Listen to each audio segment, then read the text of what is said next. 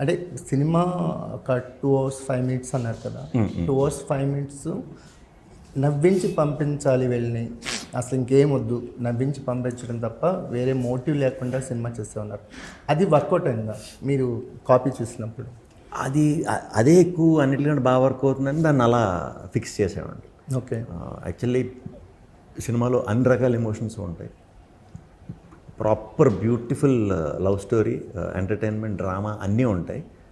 But ఆ flow వెళ్తున్న కొద్దీ ఎంటర్టైన్మెంట్ అద్భుతంగా అర్థమైపోతుంది.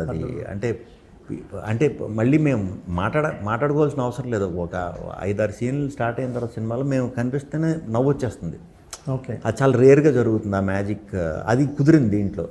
అది కుదరటం వల్ల ఏం చేసామంటే ఈ అన్ని రకాల ఎమోషన్స్ ఉంటాయి, దాన్ని లైటర్ వేలో డీల్ చేసాం. అది ఎలా అనిపిస్తుందంటే చూసేవాళ్ళకి నాకు ఉంటుంది, నాకు బాధ ఉంటుంది, కంగారు ఉంటుంది, భయం ఉంటుంది, మూమెంట్స్ సినిమాలో సీన్స్లో అన్ని రకాల ఎమోషన్స్ నాకు వస్తూ ఉంటాయి.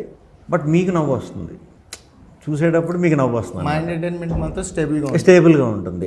అలా వాంటెడ్లీ ఫ్లిప్ చేసే మేము ఈ డైరెక్షన్లో వెళ్ళామండి. మాకు ఇప్పుడు అంటే నవ్వించే సినిమాలు అంటే రీసెంట్గా మనకి జాతిరత్నాలు అవ్వచ్చు, డీజే టిల్లు, మ్యాడ్, ప్రేమలు, ఇవన్నీ కూడా చాలా హ్యాపీగా ఎంజాయ్ చేస్తున్న సినిమాలు.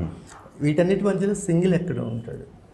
అంటే బేసిక్గా మీకు వీటన్నిటితో చూసామంటే కనుక అండర్లైన్గా ఒక చిన్న లైన్ ఉంటుందండి. మీ సామాజ వర్గమున, మన సామాజ వర్గమున కూడా కథను డైరెక్ట్ చేసుకునే వెళ్ళామంటే సెకండ్ హాఫ్ హిలేరియస్గా తీసుకెళ్ళి. అవునవును. ఇంకా ఓం మెంబర్స్ మీరు చెప్పిన కోవలోకి పడుతుంది.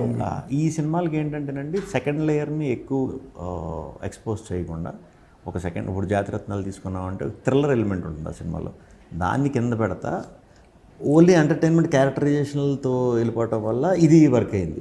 ఈవెన్ మనం డీజేటీల్లో తీసుకున్నా కూడా ఒక సస్పెన్స్ ఒకటి నడుస్తూ ఉంటుంది, క్యారెక్టర్తో పాటు ఇలా వెళ్ళిపోతుంది.